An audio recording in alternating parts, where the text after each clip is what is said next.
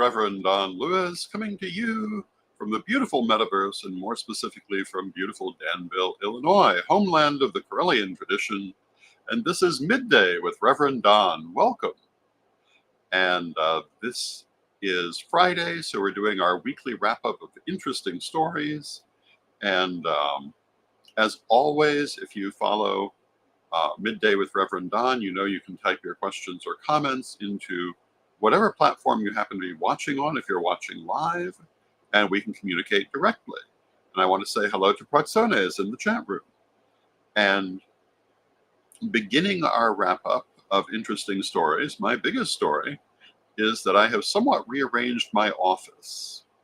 And that means that I have placed my computer differently. It used to be sitting in front of the big windows, which are now to my side. So I'm still working on things like lighting and so forth in order to make it comparable to what I had. I noticed some shadows that I'll have to figure out how to handle them. But, you know, every little step brings us a little closer. But it's definitely been very good for the office itself. If you were physically here, it's made a positive change, but it is having an interesting effect on the lighting. Hello to Mary Cavalcante in the chat room. It's good to see you, Mary. Our next story of the day, perhaps the most important story today, is National Donut Day in the United States. And apparently Dunkin' Donuts is giving away free donuts as a promotion for National Donut Day today, Friday, June 7th. So I saw that in a report. I assume it's true. If you like donuts, you may want to visit your local Dunkin' and see if they're actually doing that. At one time, I was much more an aficionado of that sort of thing, but you know, I'm not really too much into sweets in general as I've grown older and changed my relationship to my health. But still, a good donut has its moments. And at Lustration, Reverend Mary, who we just said hello to, provided donuts for one of the days for breakfast, and they were quite delightful. So every now and then, I think donuts are one of those things that are best every now and then, but they can be good. Other news, today is the 38th wedding anniversary of Selena Fox and Dennis Carpenter. And they were married on this day, June 7th, 1986, in a pagan hand fasting at Circle Sanctuary, at the Stone Circle in Circle Sanctuary. And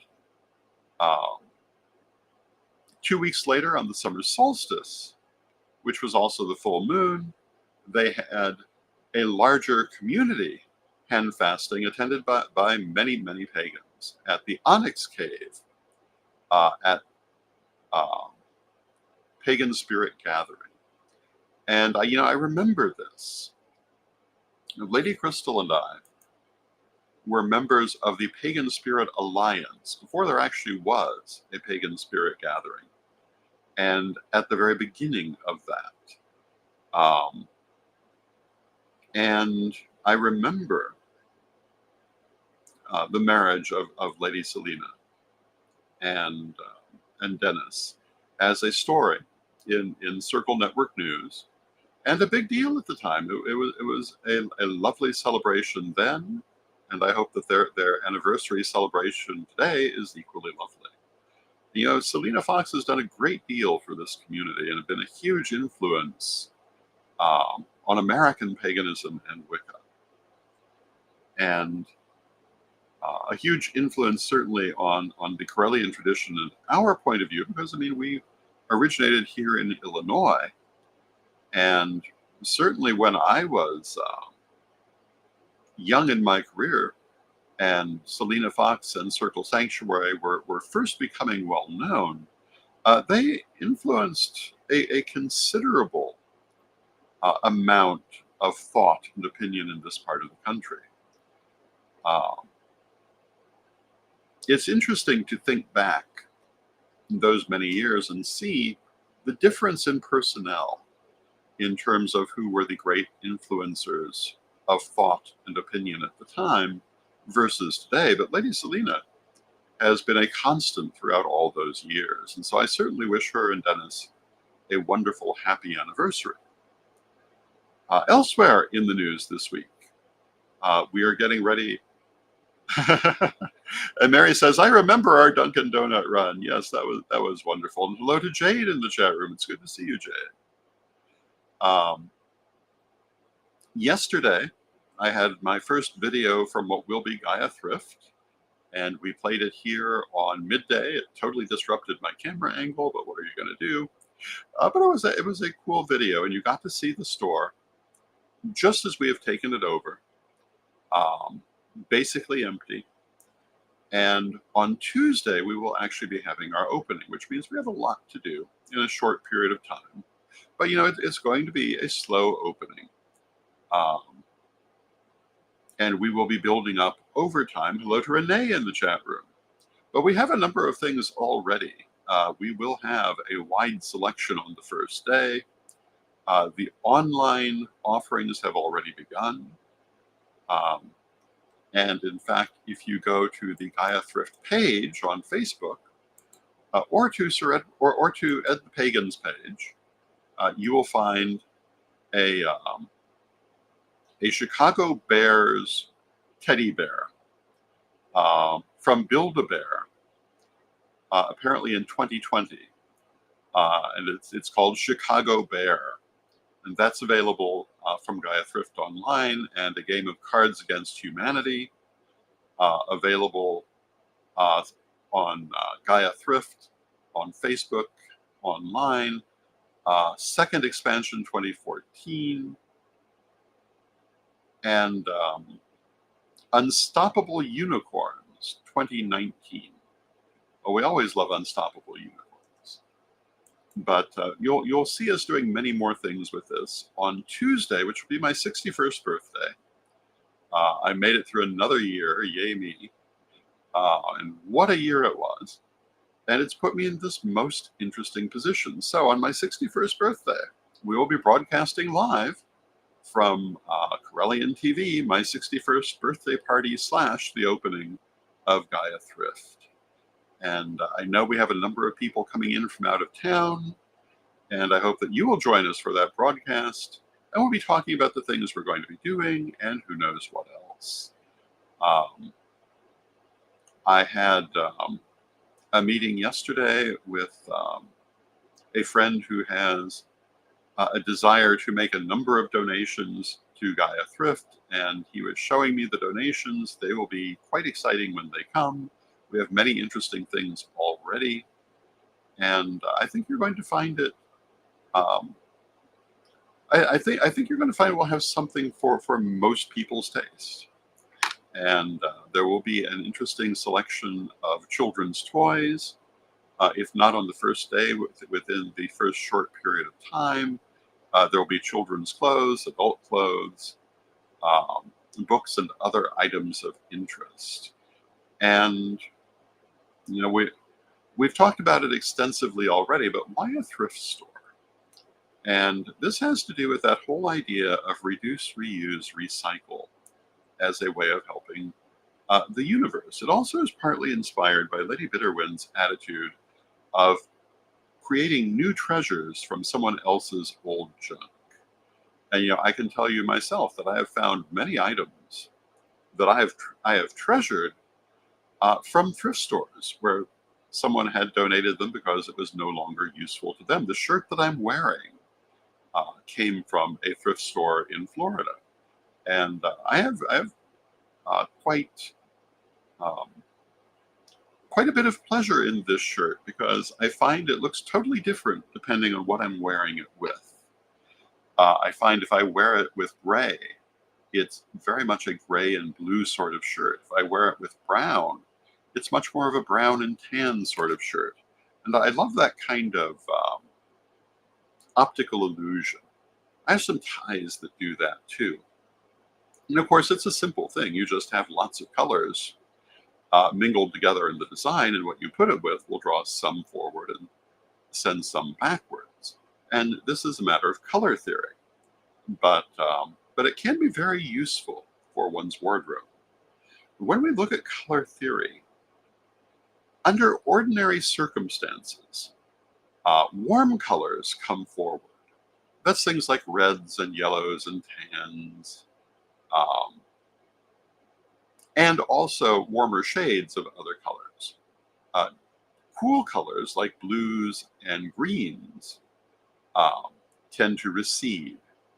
And, normally that's just what they will do. But if you're wearing something that has all of these colors in it with another item, it may greatly influence the way the colors are perceived by people. People use this a great deal with their eyes. And hello to Steve in the chat room. It's good to see you. And my eyes actually are a bit of an example of that. My eyes are hazel, and they can look very different depending what I'm wearing, also depending on my energy at that moment. I have had people as close to me as my late wife look directly in my eyes and tell me they were brown.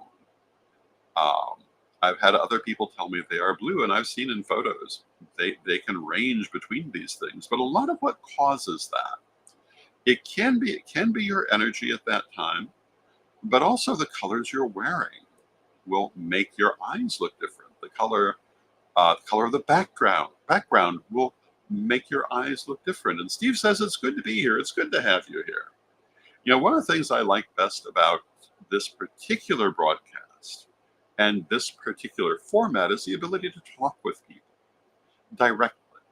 And I've always, to some extent, talked with the people who are watching.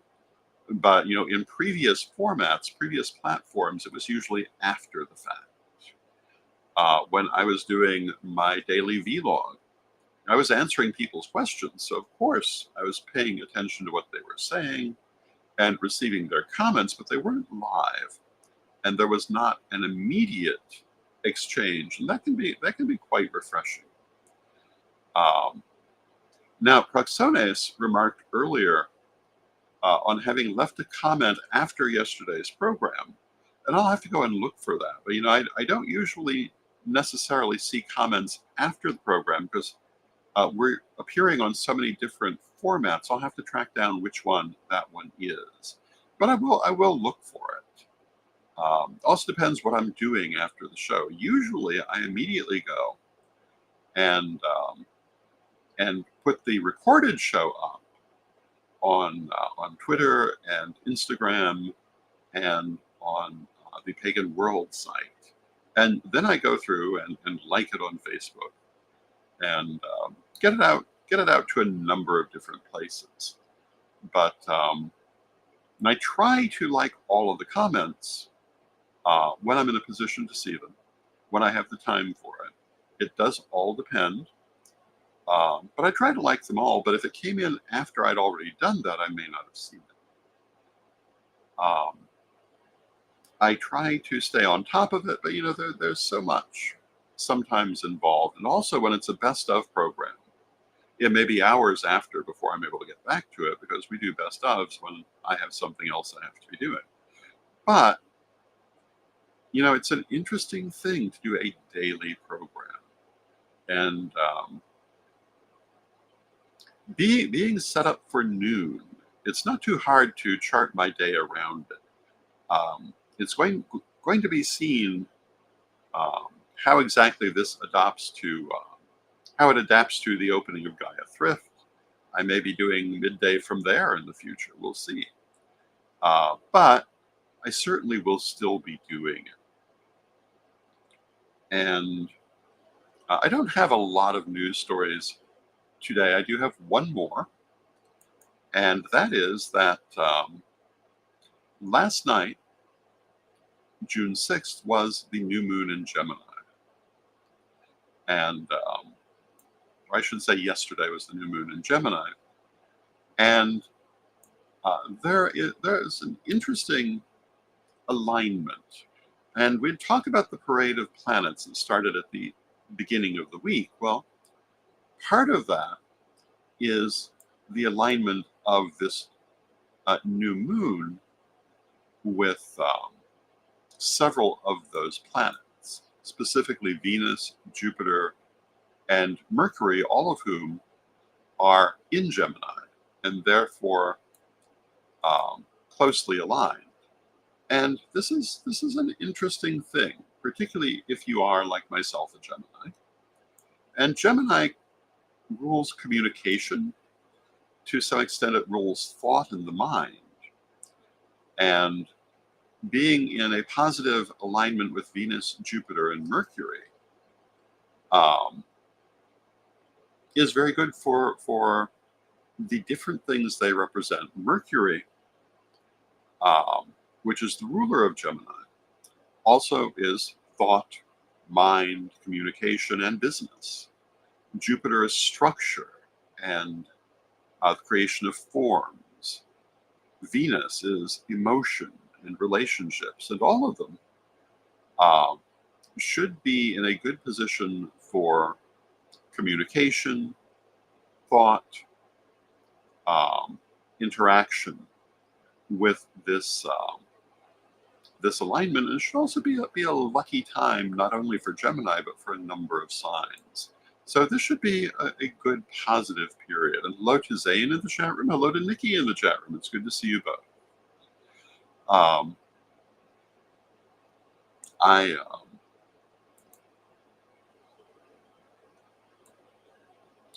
I do tend to follow astrology, not extremely closely.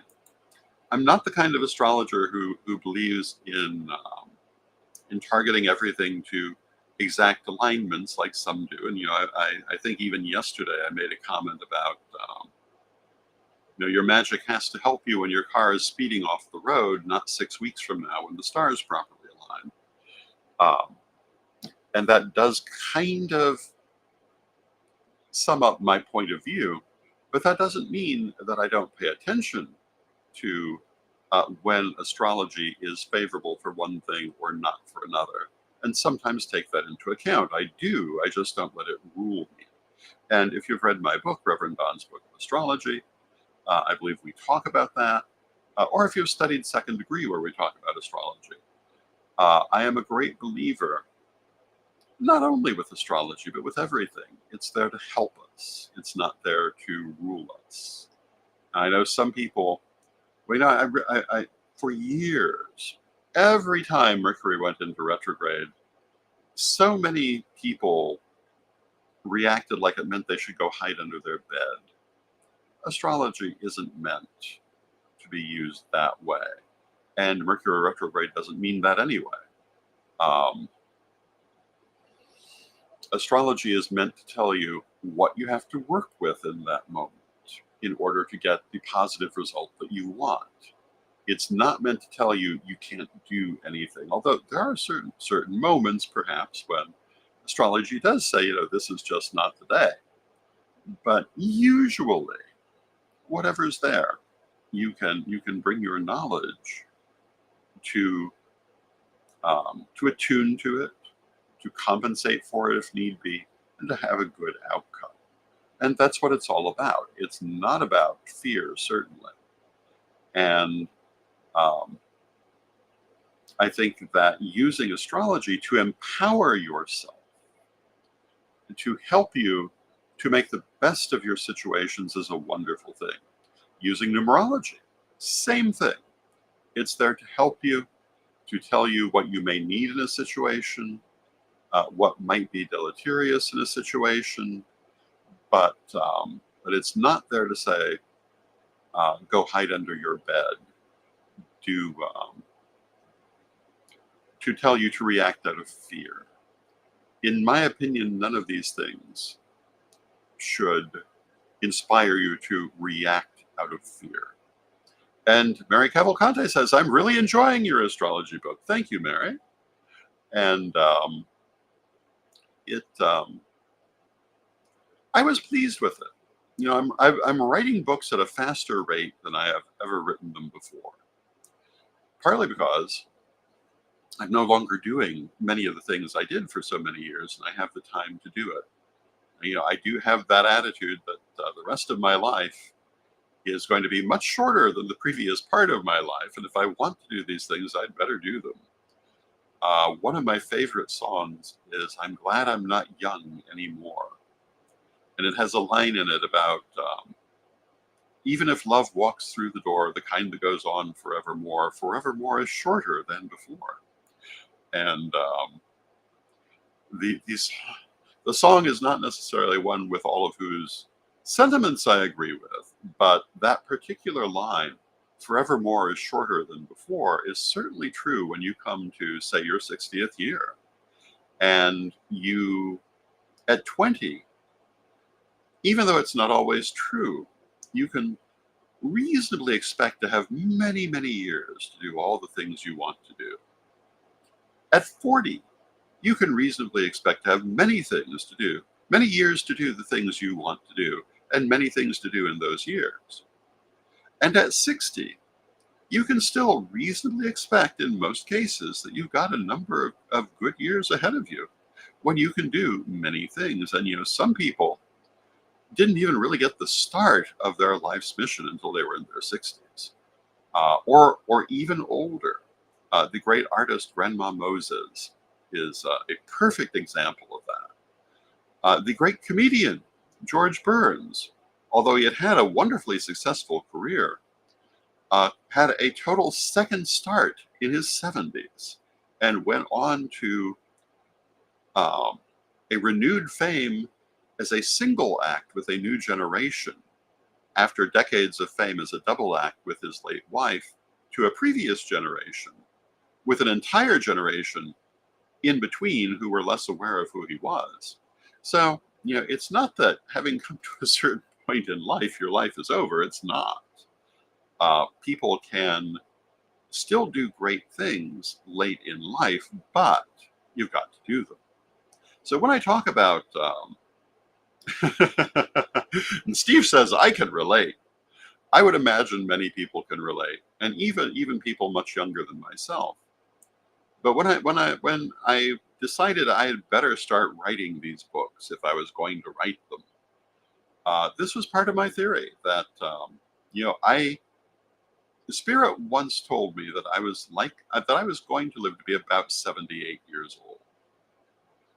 Last year, it certainly didn't seem that way, but now that seems likely again. But that's not that. That's less than 20 years. And Mary says, very true. I will be 50 in July, a mere child, but still, it's a big birthday, and it does remind you, half of your life is past, and what remains is really not meant to be sitting around doing nothing. This is the thing about retirement that a lot of people, I think, have used badly. And it was a big trope in my generation, the person who works at a job that they either love or hate, but that they finally retire in their 60s, and then they just sit around and are totally bored and presently die. I'm a great believer in the idea that you never stop doing things, whatever your circumstances in life are. And even if what you're doing is less than it once was. But, it's like walking. If you stop walking, you stop walking. Even now, I'm not walking as extensively as I did because I'm in a less forgiving climate in some ways. But I am still walking frequently. And, the other day I walked all the way down from our house in East Anvil to the site of Gaia Thrift, and did not find it an unnecessary strain. So I'm still doing well with the walking, but it is very important, in my opinion, that I continue doing that. I think it's important for everyone to continue their activities. And Mary says, I don't plan on sitting down. Look out for my second half. That's exactly the attitude. And Steve says, I'm not telling my age. LOL. And, I always remember when I was a child, an issue of Mad magazine that had a cartoon in it where there were two women talking about age um, and the idea of lying about your age. And at that time, a lot of women of a certain generation either would not reveal their age at all, or would say they were much younger than they were. But the lady in the comic strip says, "Oh yes," or the one lady says, "I would never lie about my age." The other lady says, "Oh, I lie about my age all the time. I tell people I'm at least 10 years older, and then they tell me how good I look for my age." I've always thought that was a good way to look at it. But for myself, I currently walk with a cane and not very quickly, but I still walk. And I write, however, as quickly as I ever did. And you can expect lots more books coming from me. I'm working heavily with Chris Copeland, who is helping with this. I've also worked with several other people in recent books, including Sir Ebony Nash and the Reverend Deb McGinley, who helped with a couple of my recent books. And I'm currently working with several people on upcoming books, and so watch for more coming. Watch them coming relatively often, as long as I'm able to do it. There'll come a point when, either due to age and infirmity or due to other successful projects, I may not be able to do it as quickly.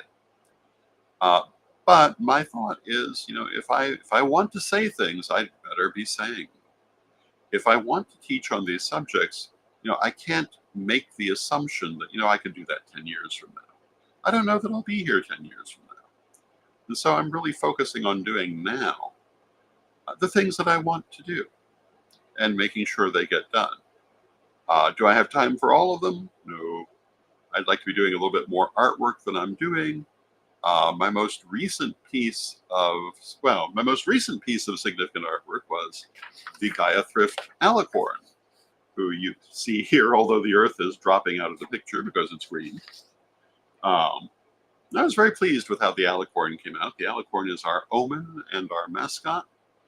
But before that, I had done the first priesthood of the Corellian tradition for the recent lustration / investiture. And I was pretty pleased with how that came out, although there are always going to be imperfections in a piece of artwork. But that's how you can tell. It's how you can tell a hand-done piece of art versus an AI piece of art. And Mary says, "I love it." Thank you, Mary. I, unlike a lot of artists, I am not displeased with the presence of AI in the art world. I think it's a wonderful tool that can do some wonderful things. And Mary says, "Was Ed's travel companion unicorn the muse for it?" Yes, that's the same alicorn. And she was the omen that we should do this thing. And she is the lucky alicorn. And she was. We did an interview recently which included the alicorn. You'll see it coming soon. And I love the alicorn. I think one, she's very, very cute and very cheerful. And I like both those aspects about her. She's also very magical. And she did not just show up by accident. The way that she showed up was a purely magical event.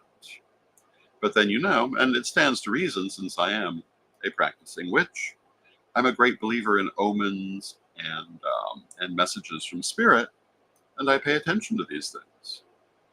And, my current book is Rev Don's book of numerology, which will be coming out later this month. You can pre-order it at CorellianPublishing.com. My book of astrology and my book of the dead are both also available there, along with many other books. And I'm thinking the next book is either going to be Rev Don's book of energy or Rev Don's book of stones and crystals. We'll see which one gets written first. And Mary says, "I met the unicorn at lustration." Yes, she was there. And Mary accompanies this with heart emojis. And yeah, that's how she makes me feel too. She just has this lovely energy about her, which really tells me that we're doing the right thing.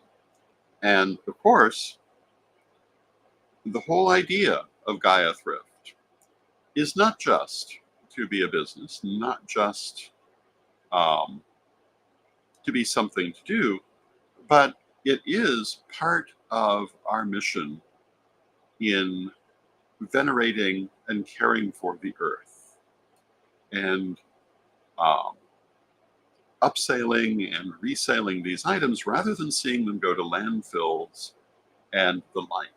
And I think that's a much better thing. And you so often, and particularly people who are well off, throw away pieces that other people would just love to have. And how much better to make it available at a reasonable price to the people who want to have it. I was saying the other day, thrifting is a wonderful way to express your creativity through your wardrobe. It's a great way to find ritual items. It's a great way to find all kinds of things without spending vast amounts of money. Because, of course, the great value of thrifting for the thrifter is that the price is not excessive. So watch for a lot more coming from Gaia Thrift. If you don't already belong to our Gaia Thrift Facebook page, I recommend joining it. Hello to Janet in the chat room, Janet Gann. She says, I love when people have travel stuffies. So much fun. Yes, indeed. And with that, I see we've come to the end of our half hour. So I want to thank you for joining me. And let us close with our prayer as we always do. Divine Mother Goddess, Divine Father God, beloved ancestors, we thank you for all that you do for us in our lives. And we pray that we shall go forward together hand in hand through however much is left of our lives, whether many, many years or not. May every year and every day be a blessing. And may we have the full joy that life allows us.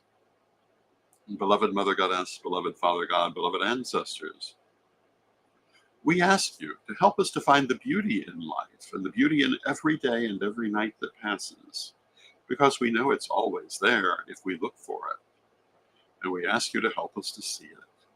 Beloved Mother Goddess, beloved Father God, beloved ancestors, we thank you with great love, and knowing you are always with us, still from respect, we thank you for your presence. May you be blessed now and always. I thank you for your presence. May you be blessed now and always. And I will see you on Monday. And have a wonderful, wonderful